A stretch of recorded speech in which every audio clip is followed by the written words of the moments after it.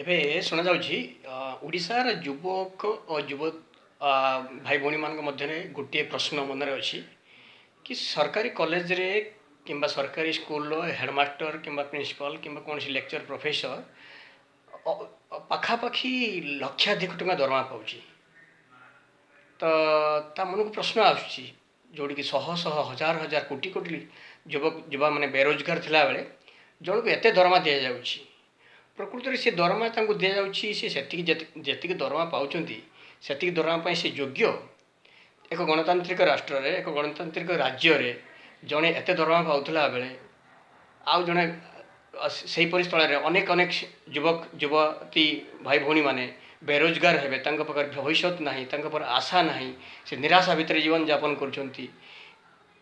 ଏଇଭଳି ଯେଉଁ ଏକ ବ୍ୟବସ୍ଥା ଏ ଗଣତାନ୍ତ୍ରିକ ରାଷ୍ଟ୍ରରେ ଗଣତାନ୍ତ୍ରିକ ରାଜ୍ୟରେ କେତେ ଦୂର ଯଥାର୍ଥ? ବେରୋଜଗାର ଭାଇ ଭଉଣୀଟିର ତାର କ'ଣ ଅଧିକାର ନାହିଁ ଏ ମାଟିରେ ବଞ୍ଚିବା ପାଇଁ? ତାର କ'ଣ ଅଧିକାର ନାହିଁ ଏ ମାଟିରେ ରୋଜଗାର କରିବା ପାଇଁ? ତାର କୌଣସି ଅଧିକାର ନାହିଁ